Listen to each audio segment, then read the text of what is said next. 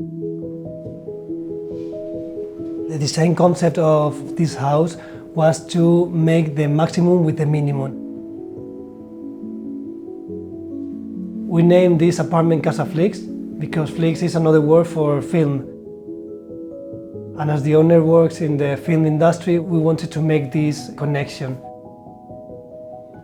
Also, the design of the apartment, we think that this kind of full symmetry with the mirror and with the roofs and the colors also could look like a film of Wes Anderson.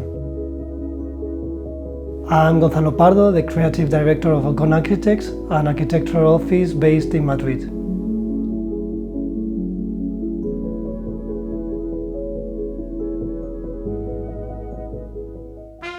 If you're a fan of this Never Too Small episode, our new book is perfect for you.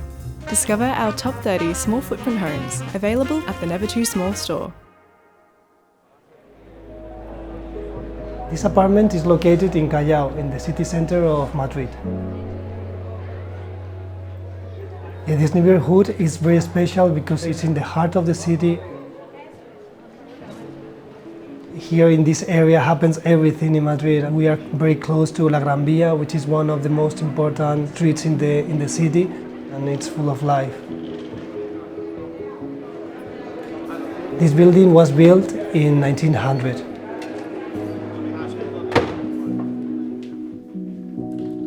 So the special thing of this apartment is located in the top part of the building, is the 5th floor, and it is an attic.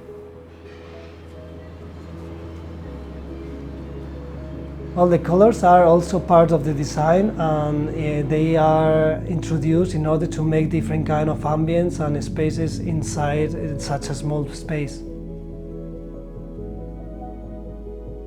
It's interesting to assign a color to a special function of the house. The owner of this house is Roberto. He works in a streaming platform and he wanted to make a renovation after living here a couple of years. First time we came to this apartment, it was very dark and there was not a lot of light. Everything was in the wrong place.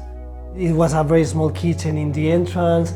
The bedroom was shared with the living room. So the thing we did was to reorganize all the floor plan in terms of logic. The main changes we did was to separate the house into two parts, a private one and a public one. The tallest part of the house contains the bedroom and a shower, and the public one contains all the living room with the dining room with the kitchen. We introduced a place for studying in the new layout.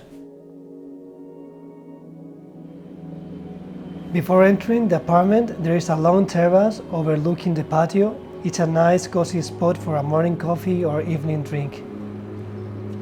The front door is a timber framed glass door which helps to let some light through even when the door is closed.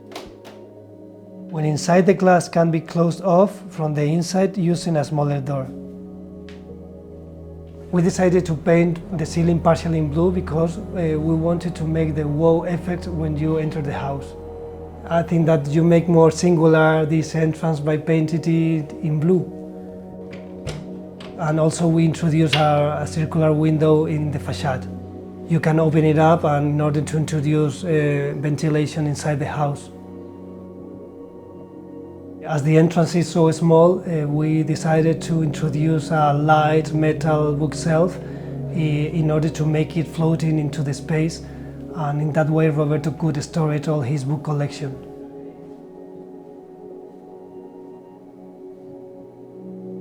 The entrance is also the home office for Roberto. It contains a triangular table in order to create a smooth movement when you go inside the house. We integrated power sockets for laptops and integrated a light on the partition. Another reason why we located the working table in that place, because above it was the skylight. We were able to introduce natural light as well as ventilation into the working area. The living room, which is shared with the kitchen and the dining, is placed in the heart of the house. It contains a sofa and a small table. As we wanted to introduce more natural light into the living area, we added a new skylight above the dining table. Around the center of the living room there is a dormer window, and it's a perfect setup just to put a plant, a chair, and spend hours and hours reading, especially during the summer evenings that you can open up the window.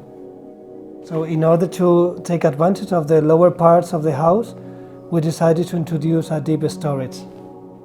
For us, the storage in a house is essential. If a storage works, the house will work. We designed such a big kitchen because Roberto, the owner, loves to cook. It's a 5.5 meters long kitchen. Everything is hidden, and it contains an integrated fridge, full-size oven, induction cooktop, hidden washing machine.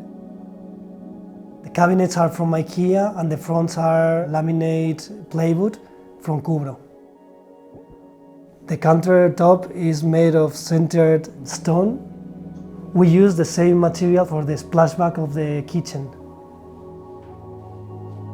We chose yellow because as this is the darkest part of the house, we wanted to introduce more light, so we thought that a lighter color could light all the space.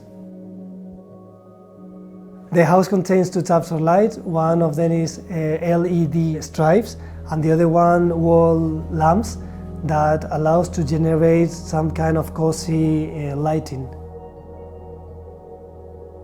We decided to introduce large scale tiles, 1 per 1 meter long, because when you introduce large tiles into small spaces, the space will look bigger.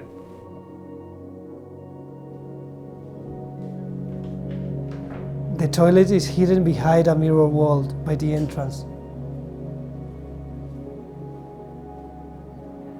The mirror wall allows the light to bounce around the darker entrance, as well as creating an illusion of a bigger space. Inside the bedroom there's a sliding pocket door in order to generate some kind of privacy once you are inside. At the end of the bedroom there's a little storage. I have to say that the bedroom is one of the most special spaces in the house because it contains 3 skylights.